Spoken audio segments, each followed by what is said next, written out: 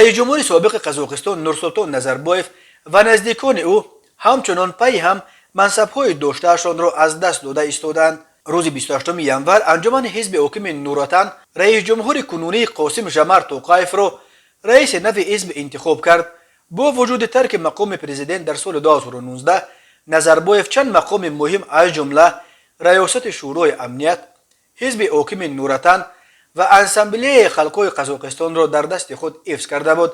بعد اعتراضات خونین اول ماه ینور که بیش از 200 کشته به جا گذاشت، نظربایف به تدریج از منصب‌های خود محروم گردیده اول رهبر شورای امنیت سپس اسامبله و اینک حزب حاکم را هم به توقیف سپرد.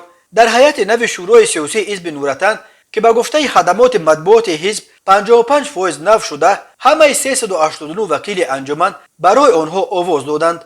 نام دختر کلونی نظربایف دورغه، سروزیر سابق اسکر مامن و بوریجان بایبک نیست. مامن و بایبک از یاران نزدیک نظربایف به شمار می روند و بایبک تا 28 ینور حتی معاون یکم رئیس حزب حاکم نوروتن بود. تغییرات در رهبری حزب حاکم نوروتن در حالی است که به باوری ناظران امور در قزاقستان بین طرفداران پرزیدنت های قبلی و کنونی نظربایف و توقایف مبارزه شدید برای تقسیم قدرت جریان دارد. این مبارزه ها بخصوص بعد اعتراضات خونین اول ماه ینور در قزاقستان که بیش از 200 کشته به جا گذاشت شدت گرفتند و آشکارتر شدند. روز 18 ینور نظربایف در یگانه پیام ویدیویش بعد حوادث اخیر کوشش کرد که خود را آرام و خونسرد نشان دهد و اصرار می‌ورزید که بین او و توقایف اختلاف وجود ندارد، ولی طوری به نظر می‌رسد تلاطم تحولات دیگر به گونه نیست که رهبر سابق قزاقستان می‌خواهد تصویر یا تصور کند.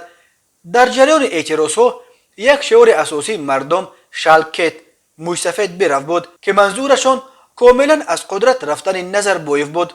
در آن روزها اعتراضگران حتی به گردن هیکل نظربایف در شهر تل قرغان سیم بسته آن را از بیخ کندند. نورسولتان نظربایف که از سال 1989 بر قزاقستان رهبری میکرد، ماه مارت سال 2019 رسما مقام پرزیدنتیش را به توقیف سپرد، ولی از پس پرده همچون پیشوای ملت رئیس شورای امنیت و رهبر حزب حاکم همچنان امور ریاست کشور را در دستان خود نگاه داشته توقیف را عملا به یک نو پرزیدنت نمایشی تبدیل داده بود.